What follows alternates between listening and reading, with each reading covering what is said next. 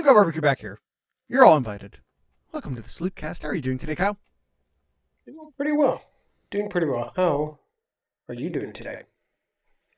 You know, I don't know. I got nothing. I totally tried to think of something to say. I whiffed. It doesn't matter. We move forward. Kyle, we have SlooPicks to do. How's the weather? Week 10. It's cold. Week 10. How's the weather? Cold. There you go, Suncard. Suncard's happy now. We talked about the weather. Hot as balls. Yeah, I think it's cold. Here. I think it's cold everywhere other than Florida right now. It's cold. All it's cold in the Midwest. It's cold Kyle, here in the Carolinas. It's cold in Texas. That is but enough. not in Florida. There's no more weather. We already fed Suncard. We don't want to overfeed Suncard and set expectations we can't. All right, week 10. Week 10 in our SlooPicks here. We've got 6 games. 7th game, you can listen back in the previous episode where we talk about Ohio State and Rutgers. So let's kick it off here with the other 6 games. Noon game, Big 12 action, KState, Kansas State versus Texas. The Longhorns are a 4.5 point victory in this game. 4.5 point victory. 4.5 point favorite. 4.5 point favorite. Yeah. Kyle takes a week off and he just. Yeah. 4.5 point favorite by Texas here. What you got, Jared? Kansas State's an interesting team. Are they? I think so, actually. Kansas State weirdly has been surprisingly consistent when it comes to playing against the spread this year. I'm actually gonna. I wrote something down, and for whatever reason, I feel like it's. I'm gonna double check something real quick. Kansas State impressively. When you look at their trends against the spread. Yes, I'm confirming that what I wrote is true. Every single game this year, Kansas State covers when they win, but they fail to cover when they lose, which is interesting enough as is. Mm-hmm. When they win, they cover. When they lose, they don't. That's interesting all by itself this late into the season. What's additionally fun is that Kansas State has won every single game this year that they were favored to win and lost every single game when they were dogged. If they're favored, they win and cover 100% of the time. If they're dogged, they lose and don't cover 100% of the time.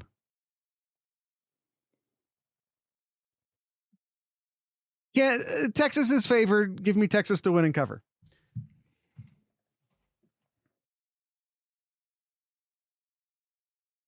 Dare I say, Jared, that this is a game that everybody should keep a very, very close eye out here? Let's look at the one similar game that these two teams share in common here, and that is against Houston. Have both last weekend been recent? Mm-hmm. Last weekend, Kansas State played Houston. At the same time, Texas played BYU. Texas played Houston that prior week, so in week 8. So, yes, definitely recent. Okay. Last weekend, Kansas State beat Houston 41-0. Okay. When Texas played Houston, 31-24. Okay. That is quite a bit of a difference there, how I take that. I like what I've seen from Kansas State here.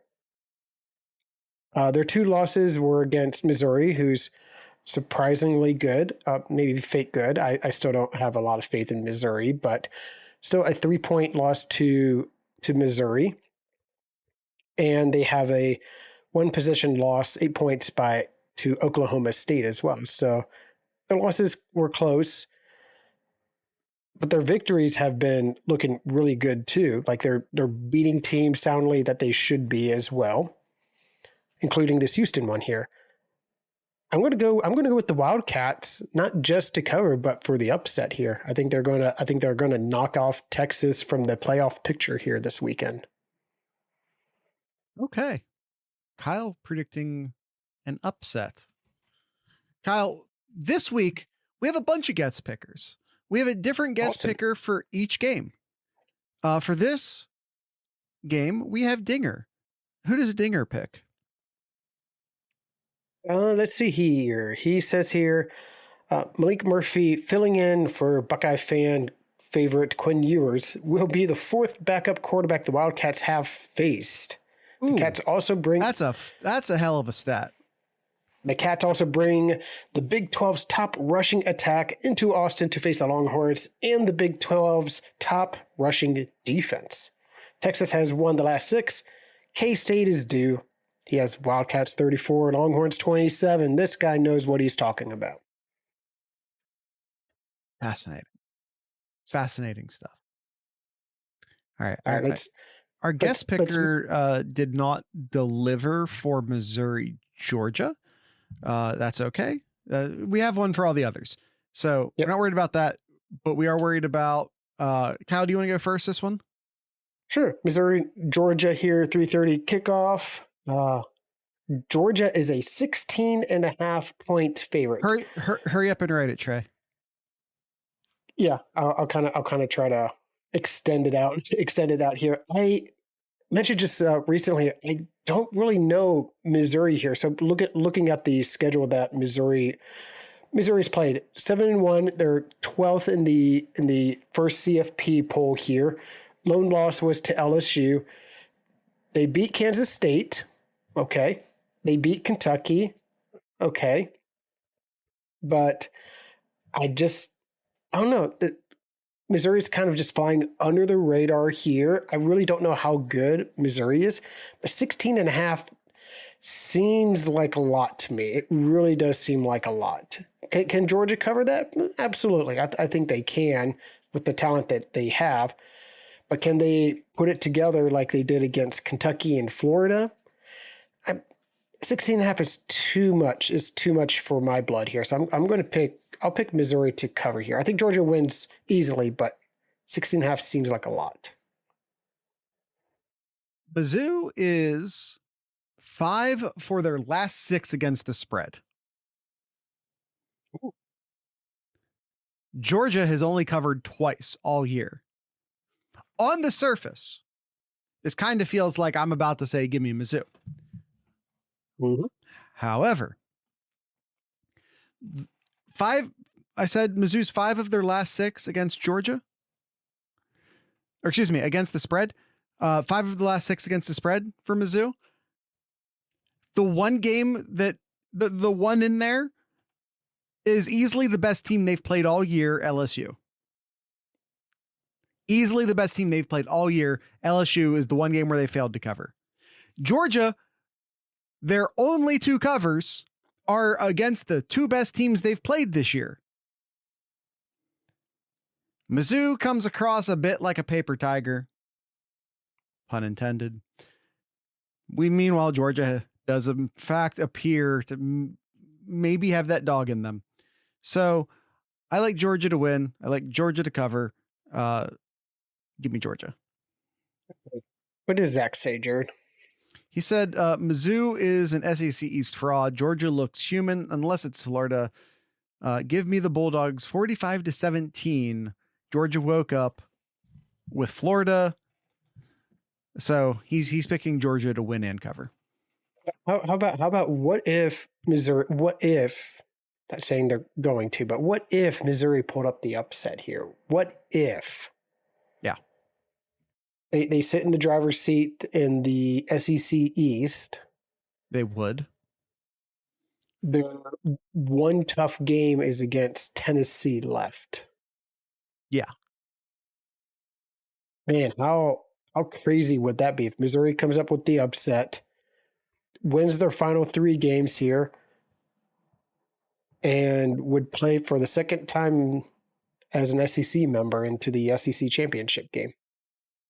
That would be wild. And while we can have an argument about whether or not Georgia covers, I don't have a ton of hope that Mizzou actually wins this game. I agree. But it's fun to. And it probably should be fun to play pretend for a second. Should be noted that the game is in Athens. Yes. All right, let's move on to the next game, also 3:30. Moving over to ACC/CCC country, Virginia Tech and Louisville. I think, Jared, you talked about Virginia Tech being an okay team in the previous episode here. I did. It is in Louisville. Louisville is a 9.5-point victory, which favorite. You did it again. 9.5-point favorites in this game. I don't know what's gotten into me. It seems like a lot. It really seems a lot, but I don't really trust Virginia Tech here. And we've seen how good Louisville is, like a really sound team overall. They shut out Duke last weekend, played very well against Notre Dame recently as well too. I'll take my chances. I think I'll take Louisville, the Cardinals, to cover here. Virginia Tech lost in week 4 against Marshall. Weirdly enough, though, after that, they appeared to have sort of flipped a switch and looked like a brand new team. Louisville in the past 2 weeks had a very impressive win over Duke. They shut out Duke. But not just shut them out. Like it was dominating. It was a dominant win. I think shutting out counts as dominating, doesn't it? Statistically too. Okay. The 0 in the score column's a hell of a stat. But they crushed a pretty impressive Duke team. But the week previous to that, they lost to Pitt, who is miserable this year. The Panthers suck this year. So who the hell's Louisville? I don't know. I don't know what happened to Louisville in that game. Virginia Tech appears to be kind of like, they're kind of the East Coast Arizona, where they're kind of 2 separate seasons. So I'm going to believe, I don't know what to think about Louisville. I don't know which Louisville is going to show up. Is it going to be Louisville that beat Duke, or is it going to be Louisville that lost to Pitt? But Virginia Tech, I feel like bad Virginia Tech played in September, and we've had good Virginia Tech ever since. So with a 9.5-point favorite, 9.5-point spread on the Louisville side, I'm going to take Virginia Tech, and I think they win. I think Virginia Tech wins this game. Jared drinking that hokey water there. Don't like the phrase hokey water. I can't tell if that's water that's insanely dirty or is just another word for moonshine. It's the latter. I'm down. All right. For this one, Buckeye Esquire is our guest picker. So, all right. He has a long one here, so I'll go through this quick. A weird turkey versus a cardinal with what? He's a lawyer. He writes stuff like this for a living. A weird turkey versus a cardinal with human teeth. Fun fact, Louisville is 3-0 this year when playing on the CW. Sadly for them, this one is is on the ACC network. No matter the network, Louisville has been a surprisingly good team this year and is probably going to the ACC championship game. Or maybe they're in the same division as Florida State. No, there's no divisions this year. No, yeah. The Coastal and the Atlantic are dead. Either way, they beat the shit out of Duke last week and can beat the Hokies by 10, laying the points, going with Louisville. This guy gets it. All right. We have a third 3:30 game here because the 3:30s were stacked. So by the way, the entire weekend is stacked. I left Notre Dame Clemson, which is on at noon, on the floor. There were several good games. Like last week, I forced a game into the noon window because there was only one good game in the noon window. This week, I had options all over the place. This is a really good college football weekend. Whatever the spread is for that Notre Dame Clemson, pick Notre Dame. I don't even know what it is. All right, I'll look. Oklahoma State is the next game here. The Sooners are a 5.5 point favorite in this game. I think Oklahoma is going to bounce back here after their loss last weekend. I just truly believe that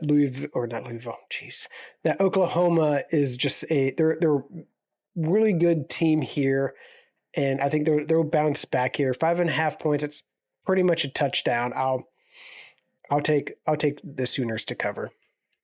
Kyle, side quest. What do you think? What do you think the spread is for Notre Dame Clemson? I need you. I'm gonna vamp for a second to give you a chance to think. Where's the game at? I believe the game is in South Carolina. Okay, so yes. add 3 points. So add 3 points there, because I originally was going to say like 9.5. So I'm going to say, I'll give them some credit here. So I would say like 5.5. You're close. I was shocked by the number. 3.5. Oh yeah, take the over. Take the over? Do you mean take the points or take the points and the over?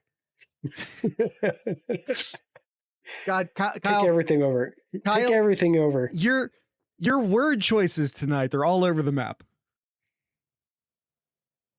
I swear, I didn't have any of that Halloween candy. We gave all of that away. So yeah, it's the Halloween bourbon I think you've been hitting. Yeah. Words are hard. All right, my turn. What do you got, Jared? Who do you got? Oklahoma. I think one of the first times we talked about Oklahoma this year in the SlooPicks, I got all excited because Oklahoma was a perfect 6-0 against the spread. Then for the last 2 weeks, I took Oklahoma because they were undefeated and then almost undefeated against the spread. They proceeded to lose both of those games just to spite me because it's all about me. Oklahoma State has once again, kind of like Virginia Tech, kind of like Arizona, tale of two teams here. Oklahoma State, after struggling hard early in the season, I forget who, but they dropped it on an embarrassing game in September. It escapes me who exactly it was at the moment. But since then, Oklahoma State has found some new life, and a lot of that has to do with running back Ollie Gordon, who, if you haven't seen Ollie Gordon play, is great. So Oklahoma State has all the momentum right now.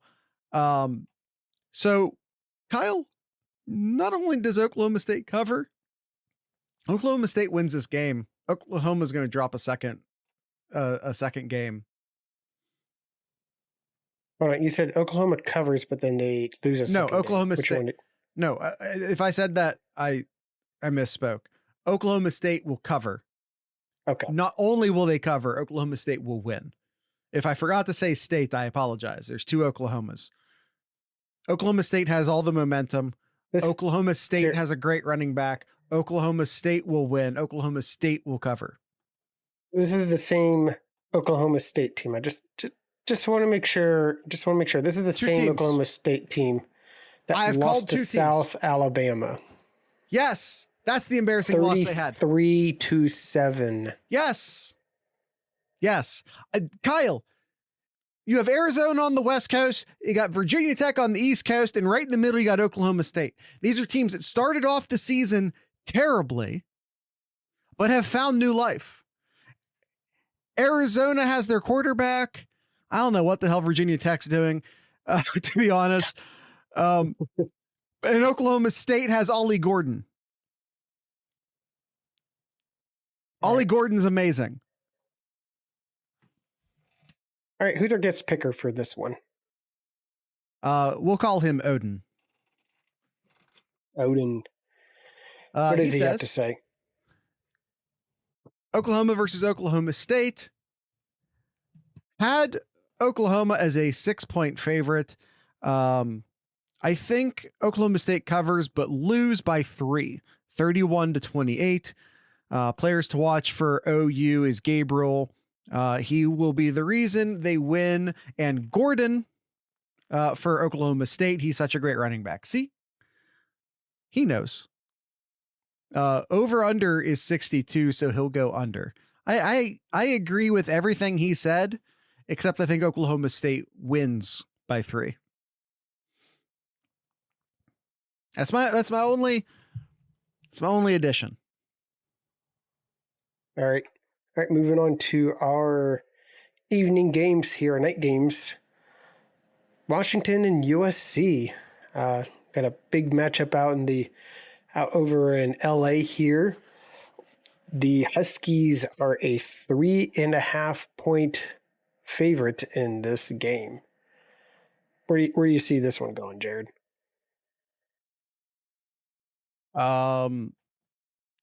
Washington, USC.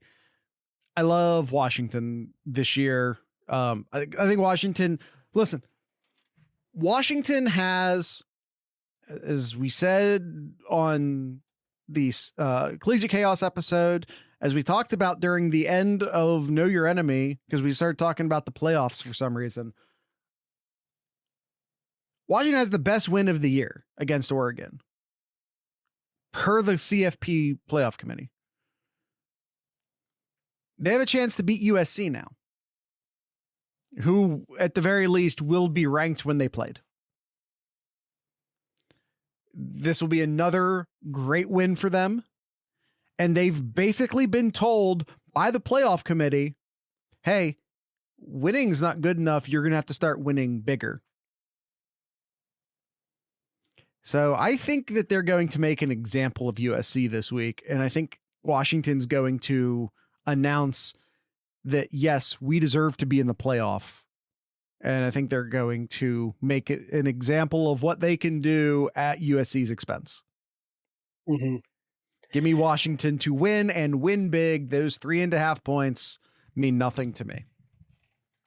Yeah, these past 3 games have been, in terms of completion, hasn't been the greatest for Penix.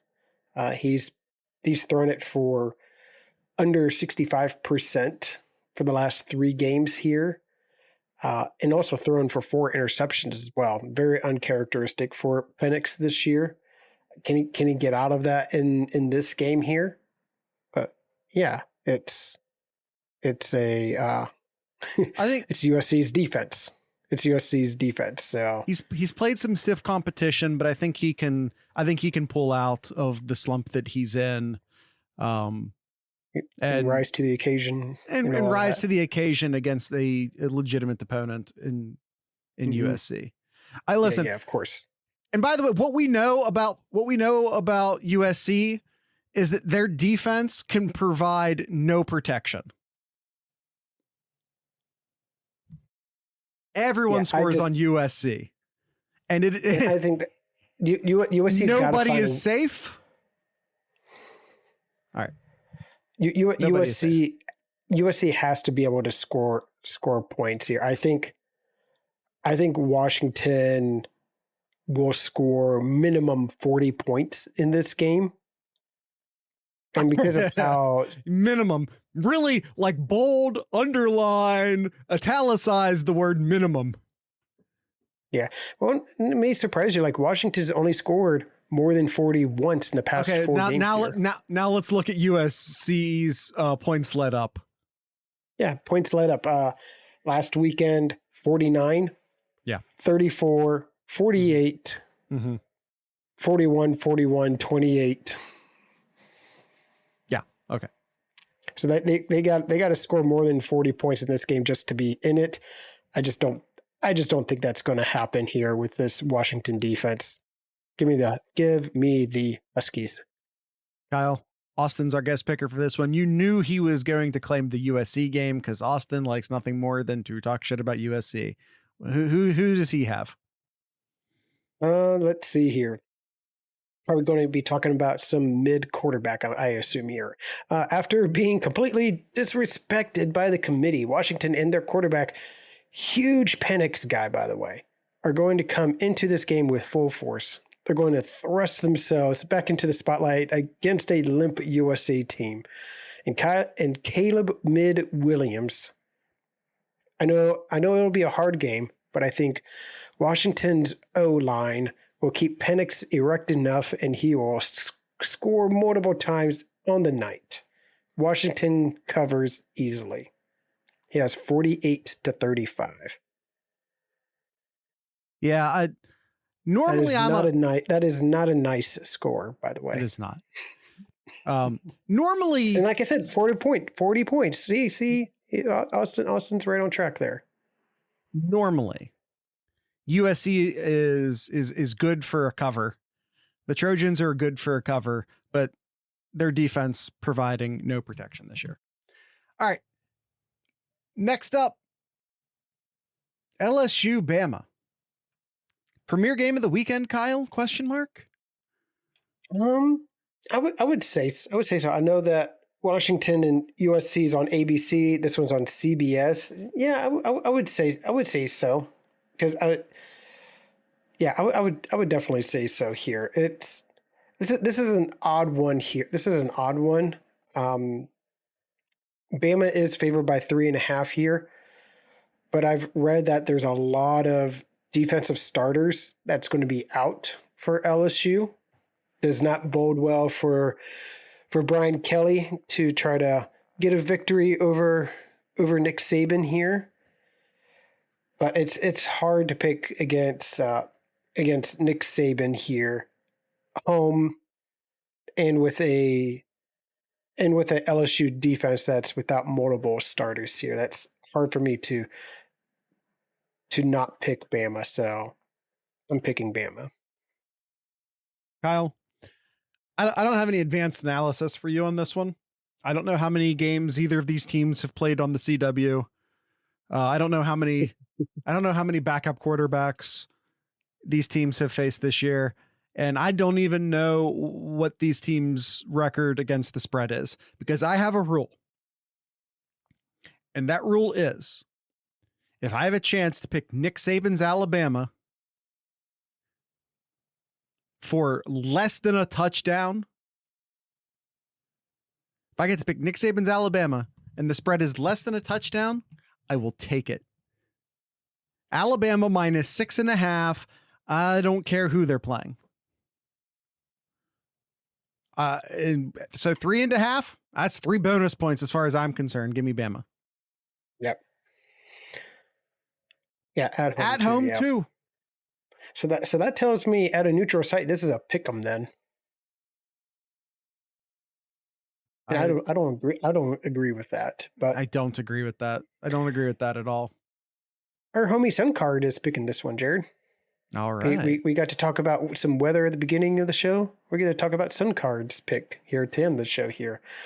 Sun Card here. When you watch a rivalry game, the announcers like to say things like, throw the records out of the window and the stats don't matter, which both are BS.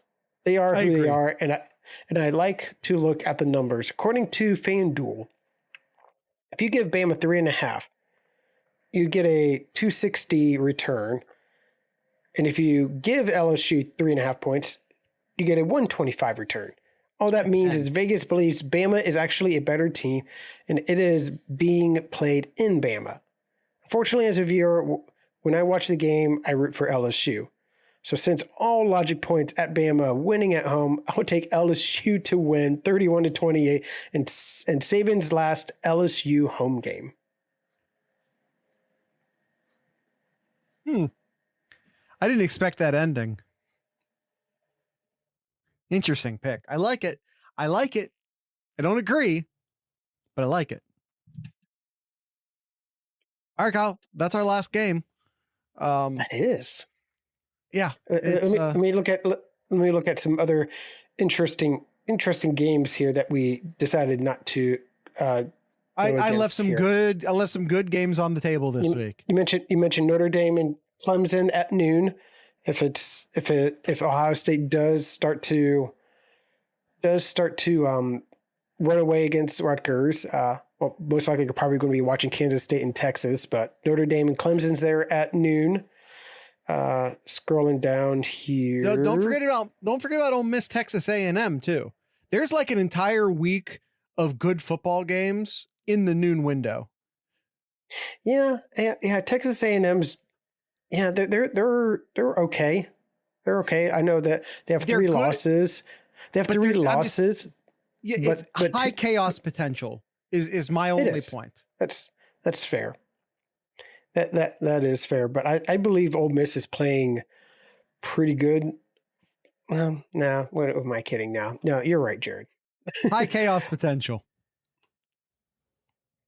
High chaos potential.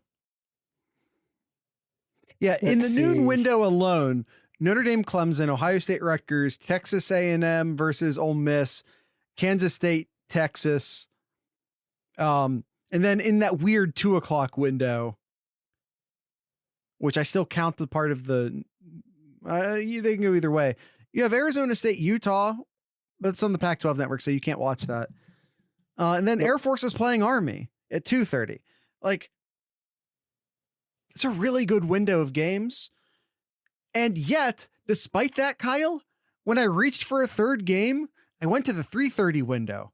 So you did.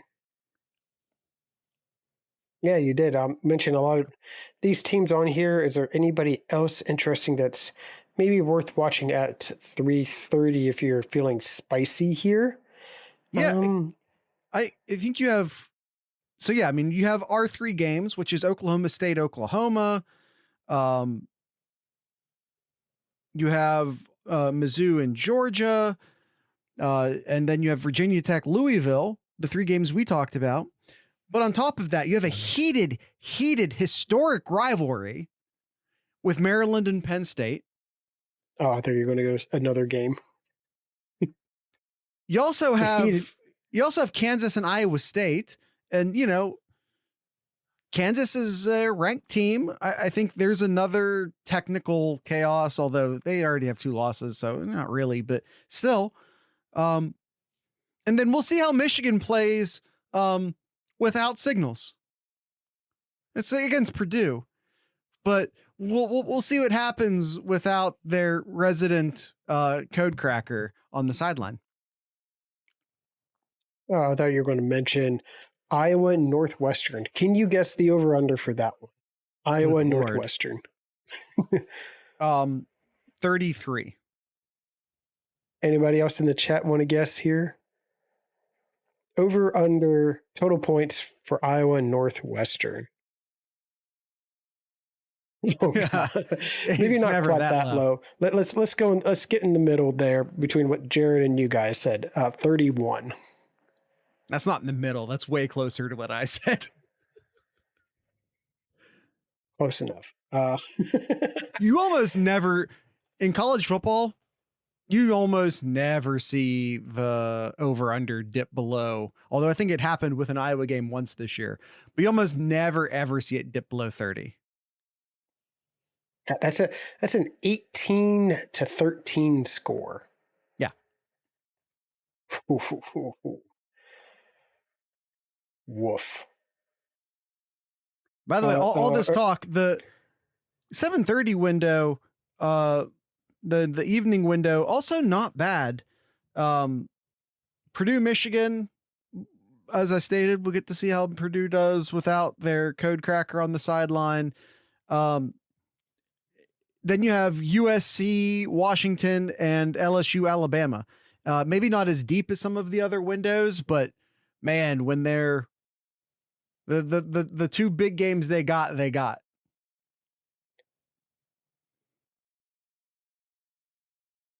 What if Iowa wins You got a night game on the road in Raleigh here.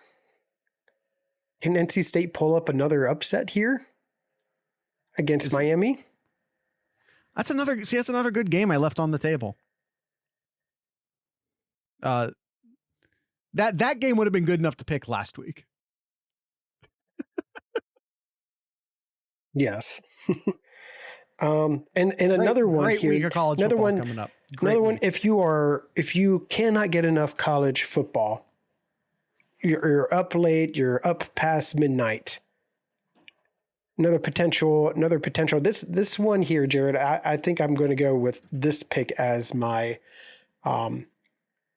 upset here.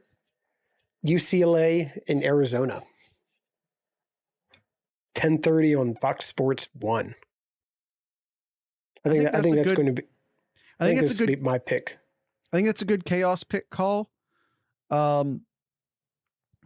I'm going to pick one too, my chaos prediction, I'm going to go with. I'm going to Texas A&M over Ole Miss. Okay. I think Arizona. That's a lot of points Arizona. I think Arizona is a good call too. Yeah, I mean, that's a lot of point. That's a lot of points if you can get that one. The other one, another one you mentioned here. Maybe Iowa State can pull up the victory over Kansas. Yeah, that just doesn't feel like much of a bold prediction, if I'm being honest, because Kansas is what 23rd or something. 21. How dare you, Trey? How dare you, Zach? All right, Kyle, that's it. That's the end of the episode. Do you have everyone come to the gosh darn Discord server? If you haven't done it yet, what the hell are you waiting on? We're gonna watch college football games. We're still voting on what time window we're gonna watch this weekend, so I don't know which time window we're going to be watching. But it's very I mean, as far as the available games, I don't think we can go wrong. I think every window looks great, quite frankly. Kyle, do you have anything in Kyle's Corner? We finally, Jared, get to see two Buckeyes playing together that we hope to have seen back in 2018. We get to finally see them on the field at the same time. Yes, sir. Creating fear against quarterbacks here. Yes, sir. Chase Young heading over to 49ers to join Bosa. You got Bosa and Young going at it over at San Francisco here. That's quite of a duo there. And I know that Young's kind of been flaky recently since his injury here, but I like it. I do too. He'll be back. He's not that old. He's not a running back. He'll be back. Mm-hmm. All right. That's it. That's the end of the episode. Tonight's ending music is a Columbus-based band called Girl Fox. Fox, because apparently some people in the chat thought I may have said something else on the end of the last episode. That is Girl Fox. Fox. They'll be ending today's episode. So with all that being said, I'd like to encourage everyone to drink local beer, listen to local music, and of course, support your local podcasters. Once again, this is Girl Fox.